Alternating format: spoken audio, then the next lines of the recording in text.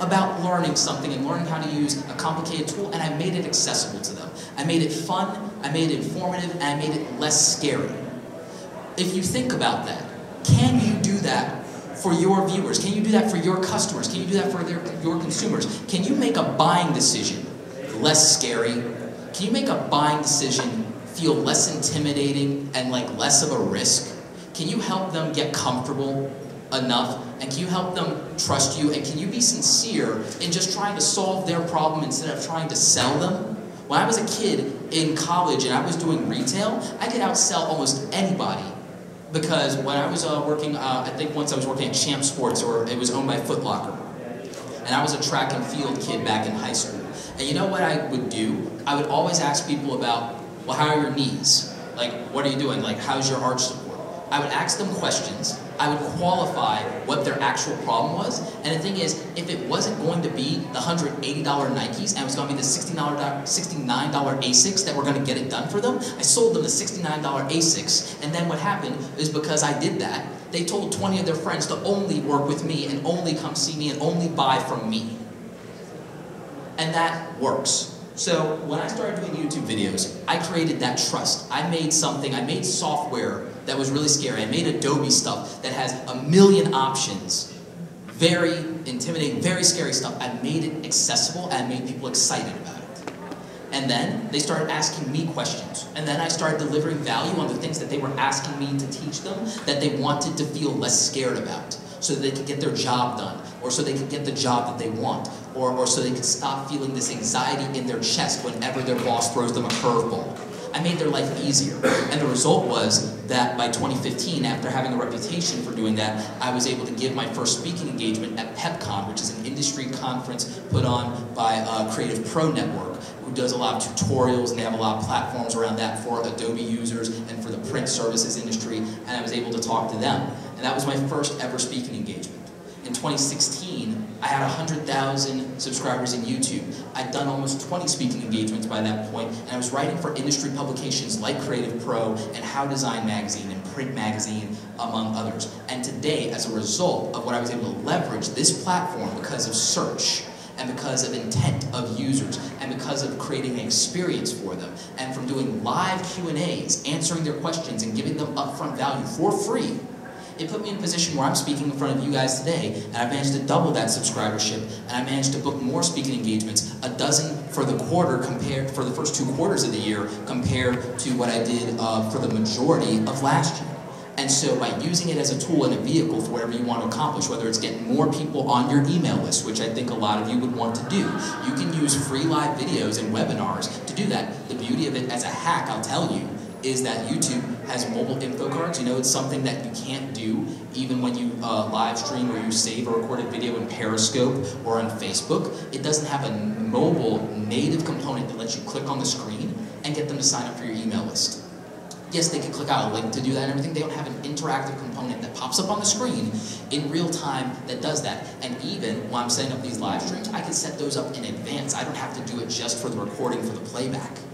That's another hack. That's another tool. That's another thing you can do. So when you just create awesome content for people, when you create value in the form of both recorded and live stream video, you have this disproportionate advantage of creating trust, of people knowing you. Nobody knew who I was. They certainly do now. The right people, the people who are going to buy from me, the people who are going to hire me, the people who are going to come to me and put themselves in my hands. That matters. And you do that by creating quality experiences and value. And quality is how you make people feel. Now, let's talk about the YouTube Live mobile app real quick, because again, Mitch is streaming on it right now for me, showing it off to people in real time. And right now, this is only available to people with 10,000 subscribers in YouTube. You can use the desktop version easily, but the mobile app is going to roll out probably within the next 60, 90 days to everybody, if not sooner. But if you have 10,000 subscribers, and if you don't, you can watch my videos and you can probably get there a little more quickly, because I actually talk about exactly how I went from 0 to 100,000, 200,000, etc. I break it down,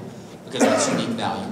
But I tested this mobile app, and I tested it in front of my audience, and when I did, I got about maybe in that first, and I think the slides are, the battery's probably dying, but that's fine, because I can go without the slides. That's the other thing about when you know your content, you can do it cold.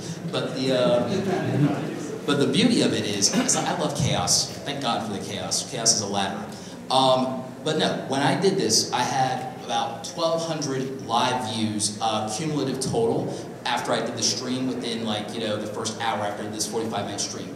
It's been about 2 weeks, and I'm up to almost 4,000 views on that live stream in terms of replay value. Now, the majority of you, how many of you would love in your current live streams just to get 1,000 views? Have any of you ever gotten 4,000 or 5,000 views on a live stream before? All right, we got one person. Anybody ever get 10,000 views on a live stream before? 20,000? Yeah. Because I've actually been able to do that because of replay value. I've been able to do on these YouTube live streams because of replay value. I can get initially maybe 300 people watching in real time. Within the first couple of hours, that'll top to over 1,000 because it's right there, it's searchable, it's replay value. And these things are long. I usually go for almost 2 hours in my live streams, and they're live Q&As. And I get people to watch that much and to invest in because it solves a unique problem for them, and because the platform keeps delivering it. It keeps distributing it, and it makes it accessible in searches for it. Because what the other platforms are not doing is after and during, while you're recording, it's not marketing for you and working for you. When I do this in YouTube, YouTube is still pushing it out and distributing it based on the YouTube algorithm. And then after the fact, when it's sitting there in my archived videos, YouTube is still pushing it out, not only when people search for it, but it's also recommending it to it based on other things that they watched. No other current live streaming platform is recommending your live videos after the recording. So that's an advantage. That's how you continue to use these things that you do to sell in your sleep. It's how when you do a masterclass, because this is a strategy you can use, or when you do a webinar, it can still create value for you. It can still keep growing your email list after the fact. It can still keep monetizing for you after the fact. So that's really where the power of this is. And in terms of how you balance this with recorded video, I'm gonna give you a couple of tips and hacks real quick. One of the things you can do is if you're doing a Q&A and you make sure that you read these Q&As out loud and so on and so forth, is that you can sit there after the fact, download this, chop it up, and just put the question and the answer out there as a packaged video that solves a unique thing, and it positions you as a subject matter expert. That means you're now extrapolating that unique value. You could do that, or if you don't want to do that and you want to make something native and something really good, is you can revisit this recording now. You can say, that was a really good question, I gave a really good answer, but I can go deeper there. You can pull out your smartphone, and in the same way that you would do a live recorded video with your smartphone, and just put it out in Periscope or Facebook, instead of hitting live, you could just hit record in your phone on the YouTube app, and you can sit there and you can do a one take, the same way you've always done, no editing, and say, okay, I'm done. And then you can just upload it. You can use exactly the same format, exactly the same skill set, exactly the same level of comfort that you have with live streaming to do one take recorded videos. And you can do those one take recorded videos and you can upload them to YouTube, because quality is not about polished production videos with my fancy DSLR, my shotgun microphone, or my fancy vlogging camera here, flip out screen. It's not about that. Quality is about the experience. Quality is about the experience. A good date could be a picnic in the park, or it could be cheap beer, or it could be Disney World. It doesn't matter how much money you spend, it doesn't matter how fancy you are, it doesn't matter what props you use. What matters is how good you make people feel. What matters is the value that they get out of it, the experience of it. Did you make their life easier? Did you make their life better? Did you make them feel good? Did you make them feel safe? Did you make them feel confident? Did you make them feel like they can trust you? That's quality. Your megapixels can go to hell. That's quality. Okay? But make sure your audio doesn't suck, because no one wants to sit through that. And that's an experience, that's real. I think we all understand and we can appreciate that. So if you're gonna do it, just go ahead and put something like the Rode Video Mic Me, hashtag not sponsored, into your phone and do that. Make sure you're using an Archon mount to stabilize it, hashtag kinda not sponsored. And again, just make sure you're creating a quality overall experience in what you're doing, whether it's recorded or live. As for recorded, I put out a video just about every day. I average 30 to 40 videos a month, and that's recorded video. And I know that sounds insane to a lot of you, but it's because they're 5-minute to 8-minute videos, maybe 10 if I stretch, and I just record them back to back. And I do them in one take in the same way that, hey, the computer battery died, slides are gone. Oh wait, I know this material. I've talked about these things 1,000 times. I make my friends and family's ears bleed because I'm a big old nerd and I know things that are too complicated for them. But my audience loves it. So I will just do it live. And by that, I mean I'll hit record, and it's the equivalent of live for me because all I'm going to edit out is the moments where I scratch my beard, or when I take a swig of water, or when I flub a word like I just did. That's all I'm going to do. And then I'll just, oh, I flubbed that word. Okay, so I'll just do this again, blah, blah, blah, blah, blah, blah, blah, blah, and that's it. And so my editing is super simple. It's just jump cuts. I literally shoot a 5-minute video in 6 minutes, and I'm just scrapping a minute of screw-ups, flubs, beard scratching, and water breaks. And that's it. I do that for an hour, the same way you guys sit and live stream like bosses, like just going and going and going like the Energizer Bunny. I just do that, but I'm just hitting record over and over again. And that's the only real difference. Which means there's no difference. There's no reason those of you who are awesome live streamers can't do awesome recorded short form content as well. It's the same thing, you're just breaking it up. So whether you want to repurpose the live streams you've already done and break it up and just approach the recording intentionally when you live stream, you can do that, or you can get out of your head, do recorded video 2 in exactly more or less the same way, realize, oh wait, there's no difference, it's just literally 2 more minutes of setup to do this. Okay, oh, I actually get to take bathroom breaks this time, fantastic. You know, that's it. That's all there is to it. That's the only thing you have to do recorded video. And again, like I said, the editing can be minimal. The editing can be minimal, and you can do it on free and cheap software. So, I mean, I hope that makes you guys feel a little less intimidated by the prospect of doing recorded video in addition to your live. And like I said, the difference is the emotional value is it's hard when you guys record and like upload some of your hour, 2-hour streams to YouTube for somebody who doesn't know you yet to make the emotional commitment of investing that amount of time with you. 10 minutes might even be too much to spend time with someone you don't know. You know, I think a lot of you may have had bad dates like that. I know I certainly have. You know, I don't know if anyone's brave enough to do a show of hands on that one. But, yeah, sometimes, I don't know if I want to spend more than a couple of minutes with this person. I don't know about that. You know, so if you can do some short 3-5-minute things that make them say, you know, I kind of like so-and-so, or oh, they make me feel comfortable, or oh, you know, it's like I'd like to get to know them a little bit better. When you do something for an hour, it's not a crucible and it's not an emotional anxiety moment for them of, oh, do I really want to commit that much time of my day to this person? You know, so that's a thing. Part of the reason that live works is because people don't necessarily know how much time they're committing, and they can just come in or come out, and if they don't like what they see, they can just leave. They can just flitter in and out. You know, there's a little bit of a fickleness to that, but when you can set these things up, this is how you get people to make a commitment. And when you get them to commit their time, it's a little easier when you go for an ask like money or an email address. When you ask someone to give you access to them and compromise their privacy, or when you ask for them to let you reach into their wallet, that's a big deal. And the build up to that is you can use this short form content to get them to introduce yourself to you at a low emotional cost, at a low time cost, and then you can build up the relationship and eventually you can get them to go deeper with you. And so it's these micro moments, it's a first impression.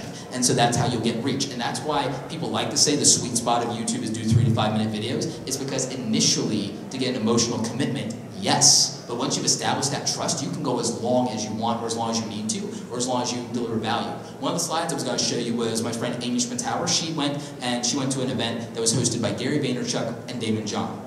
One thing she did was, it was the week that the YouTube mobile live app released, and her test was, hey, I will share in real time an experience, a once-in-a-lifetime experience that a lot of you are missing out on, and I'll share it in the platform where I have the most strength and the most reach, and where I can archive this for all time. And she did it using the YouTube Live mobile app because she has like about 50, 60,000 subscribers, so she qualified to get in on it, just like me. And she was able to share the opening of Damon John's new co-working space and the fireside chat between him and Gary Vaynerchuk. And that was huge, and it was great because like I wasn't in New York, I had left a couple of days before, and I was able to experience this, and I was like, oh wow, I missed out on that in real life physically, but I'm seeing this moment in time as it's happening, and I'm seeing history, and that was very cool. So if you're at something that's valuable, that like Summit.Live, there's an opportunity for you to build an audience around the people who are interested in that, or the people who even attended the event, by capturing a moment in time that they might have missed. So in terms of a strategy for how do I break into this, how do I use YouTube Live, how do I make the content different than what I'm doing in the other platforms? One, remember what I said about originality. It's overrated. It really is. And then the other thing is, remember that you can share unique experiences and moments. You can also deliver value to your audience. Just stage a Q&A. Put a title that says something that you're an expert in. Like for example, I'm going to like just randomly kind of pick up something. You, gentleman in the gray suit, what are you an expert at? You're an expert at drones. Oh, thank God, I just bought a Mavic Pro, right? So, you know what? You do a drone Q&A in YouTube Live. You realize how many YouTubers are just going out and buying drones right now? And like now that the Phantom 3 is like under $500, that's like, oh, I can get a drone, I can get into this and everything like that. But at the same time, oh my God, I'm gonna crash this thing at some point. There's a lot of anxiety around buying a drone, operating a drone. Oh God, do I have to like register with the FAA? Do I need a license? Like, oh God, is the government gonna come after me for this? There's like a lot of people who would love to pick your brain, including me, who are either new drone owners, existing drone owners, or they plan to buy a drone this year because they just keep coming out and there's so much competition. It's like, oh, what do I buy? Do I buy the Karma? Do I buy the Mavic? Do I buy the Phantom? Is it worth it? Oh God, how do I what accessories do I need to buy to keep this thing from crashing? How many batteries should I use? How long does it last? You could do a Q&A, and I guarantee you would get people into that Q&A. I also guarantee pretty much that maybe not the first time, but if you have Amazon affiliate links and B&H Photo affiliate links in the description of that live stream, and during the live stream you continue to point out to people, hey, I have recommendations for drones, and I have them for every budget in the description. It's not just you doing a sales pitch at that point. It's you creating unique value to say, hey, if you don't know what to buy, the buyer's guide list is in the description below for every budget. So if you've got, whether you've got $200 or you've got $2,000, there's a recommendation for you. That is, oh, that solves my problem. I don't have to overthink. I don't have to search through this thing, this thing, this thing. It's just a list. Oh, thank God. We all know, we're all business people and marketers here. List articles, list videos, they work. So you leverage that. Yes? Yes. If you already are on Facebook or Instagram Live or I'm in all of them. All the other live services, how do you decide whether you're going to create content for YouTube Live in addition to all the other ones? Like how many live platforms can you run at the same time? Should you set have to get like 3 phones in your laptop and say, hey, I'm going live on all of them right now? I love this. Or you do like 5 minutes live on one, 5 minutes live on the other. Like how much? What do you do? You do what's practical for you, and you do what you can make work. But I'm going to ask you another question. So if this was 1996, and you, for the week, had a bunch of live physical events that you were going to, and you were going to your local chamber of commerce, right? And you had an opportunity for free to also, in addition to physically running around and being at the live chamber of commerce, if you had the opportunity to also be on local access television, and you also had the ability to be on a billboard, and it was going to cost you nothing, do you say yes to that? Yes. So you're saying yes, you should be on all the live platforms? I'm saying if it makes sense for you, and you can siphon value and dollars, and if you can be everywhere at once, and it's like, is there anyone here who doesn't want to take people's money? Like that's my actual answer. Like I'm not picking on you. It's my counterpunch. It's like because it sounds like you're saying, oh, like that seems like a lot of work. It seems like a lot of work. My answer is, there anyone here who doesn't want people's money? No? You're saying you should definitely do YouTube Live because that's one way to play. But only if you have. At what point do you actually make 1 penny from a YouTube Live video? The minute you make a sale. The minute you make a sale. Also, YouTube Live has a feature, aside from the ad revenue, that the other platforms don't have. Super Chat, live donations. If somebody wants to give you a live donation, and they also want their question posted to the top of the thing, they can donate $2, $5, $10, $100 via Super Chat through Google Wallet. Are people using that? Somebody actually did it, and they got like $300 in their first video. Nick Nimmin did about maybe, I think, $20 in his first video with it. It's literally been out for about 2 weeks, and people are already making money. Okay. So, you know, that's real. But again, if you have a product or service to sell, the minute you convert, the minute you close, the minute you make a sale, guess what? You made money in the bank. Ross. Hey, Roberto. First of all, congratulations on getting 200,000 followers on your channel. That's Thank you, thank you, thank you. Do you have a different strategy for tagging live videos versus tagging recorded videos, or do you use the same strategy? That's an excellent question. I use the same strategy, and the thing is, depending on how you approach it, you can do this in advance or you can do it after the fact.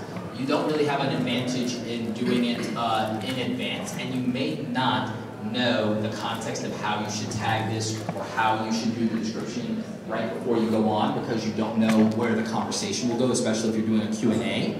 But if you have that strategy in place, and just remember, when you do the tags to describe a YouTube video, when you do the descriptions, even when you do the titles, you can always change it if you think it matters or if you think you can optimize it for more search. I can always go back, and a video that did very well, I can tweak it after 6 months by just changing the titles, descriptions, and tags, and it might double the views because YouTube updates that stuff and searches and indexes it in real time, because Google is mama. Google's the parent company. Google is mama. YouTube's the baby boy. Google's mama. It's like, if you think about the largest search engine in the world, and the fact that many of us have been in business and marketing since, you know, Google's inception and how it changed everything for us, you guys know that ranking in Google is pretty difficult. YouTube lets you rank in Google because of the way they're connected as a video search option, and you've probably all seen when you do your Google searches now that your recommended videos that relate to your search topic in addition to images, correct? So being there, again, regardless of whether you're in these other platforms, again, for free, you can be on what is the new television set. For free, the new television set.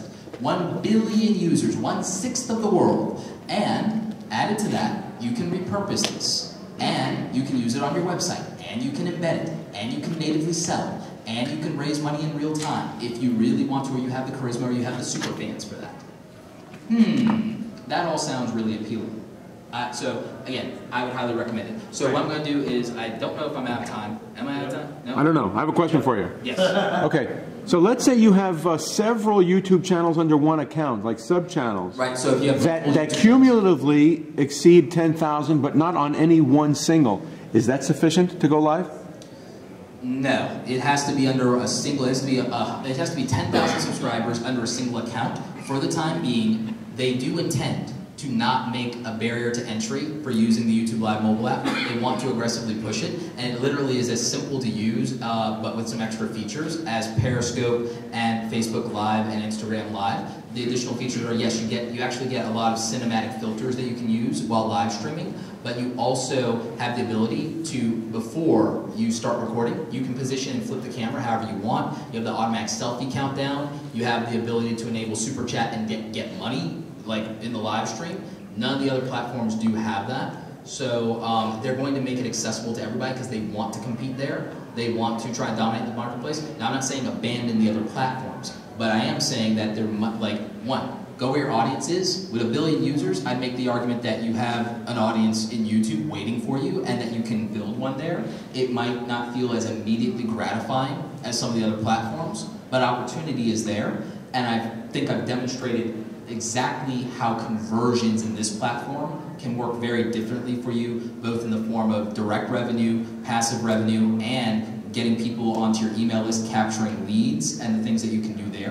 One of the other things I would point out is that you can use appliances like Wirecast and Webinar Jam to augment what you can do with YouTube live streaming, which means you can put a paywall in front of a webinar or a masterclass, or that paywall doesn't have to be money, it could be an email capture, which you cannot currently really do with the other platforms. So for those of you who want to build lists and then sell in your list, or you want to do a course, this is advantageous for you.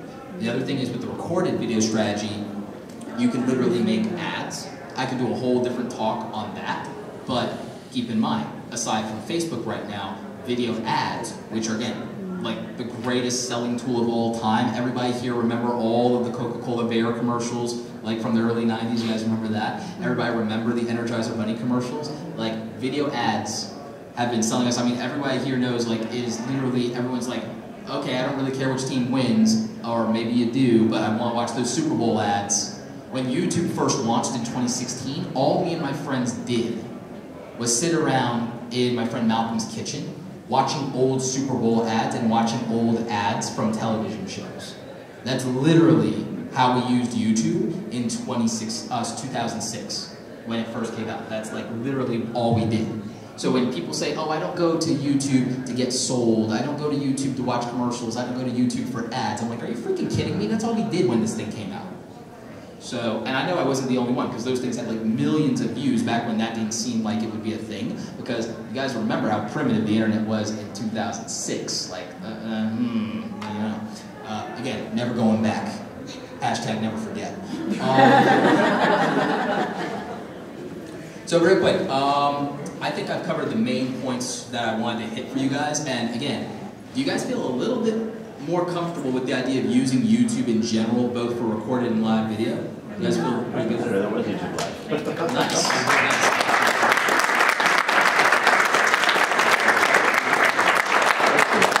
So one of the last things I want to do is I want to definitely, for whatever time we have remaining, I'm sure I've gone over, but they told me it was okay. So, you know, ask forgiveness, not permission. It's like, you know, screw permission. So one of the last things I want to do is, if somebody could hit the little red record button again, because I'm sure I ran over time on that camera there in the center, I want to give you guys a little bit of Q&A love. All you got to do is hit the little red button on the top. Oh, it's still blinking, it says record? Really? Yeah, that would be fantastic. Excellent. Thank you so much. Everybody give her a round of applause, please. I love having lovely assistants, especially when like technical difficulties. It's like you know, I gotta talk to somebody. The battery life's supposed to go longer than that. But what I will do is I'm going to open it up for Q&A. Anything you guys want to know, I'm happy to answer it. And if you don't get to ask it in this session, I'm here at Summit.Live for the remainder of the conference. And the thing is, I'm sure people are hungry, and we are technically in the lunch break right now. But I'm willing after this to literally do a lunch meetup. Somebody can pick a restaurant, and we can all like hang out. And I can stuff my face and answer your questions at the same time because I'm a multitasker. And live streaming. I don't know about that. I'm not sure if people want to see me eat. And when they do, I mean, I guess they could use my Instagram for that, right? What's your name and your handles across the board if people wanted to follow you? So if you want to follow me in social, at Roberto Blake, spelled just like it sounds, at Roberto Blake, Robert with an O, Blake. You know, and if you want to go to my YouTube channel, it's youtube.com/RobertoBlake2, like the number 2, because some like the number 2, not the number 2, just like the number 2. No, it's the actual number 2. All right. But it's like, you know, if I can ever hunt down whoever's responsible for me not being able to just get at Roberto Blake, I have a red lightsaber I'd like to introduce you to. So yeah, we got that. So we got a question over here in the back. Yes.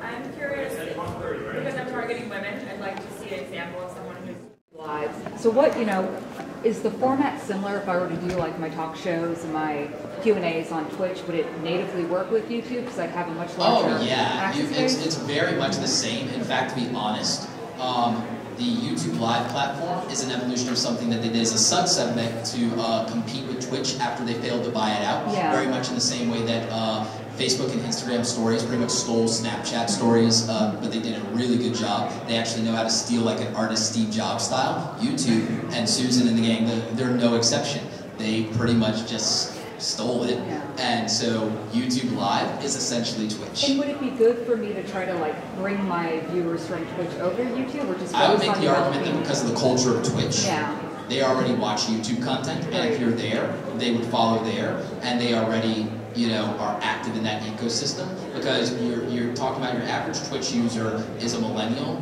or Gen Z, yeah, which they are the largest overall segmented audience in YouTube. And in terms of reaching, you know, female viewers, the largest viewership in YouTube is females between 18 and 25. That's the largest segment of viewership in YouTube, and statistically they're actually more loyal. They actually have a higher overall watch time value. They also convert higher when it comes to click-throughs to something that's a buying decision. Like statistically it's been proven that female viewers and audiences do that a lot more. And so I would say, because again, the intuition, the know, like, trust factor, and being able to see who's authentic, and again, not to go on a tangent, and like some of you may disagree, women are like just proven outright better at that. Like, sorry, like, you know, I mean, I get like a lot of perks, like somewhat better upper body strength and higher bone density, and the cost is I'm not as great as a judge of character as my female counterparts. So, you know, trade-offs. Yeah, trade-offs. But yeah, does that answer your question in terms of bringing over viewership? Yeah, I might pick your brain a bit more after this. Absolutely. Hey, like I said, anybody wants lunch? Okay. Yeah. I mean, like I said, we can, like, anybody wants to do like freaking biz dev lunch after this session, we can do that.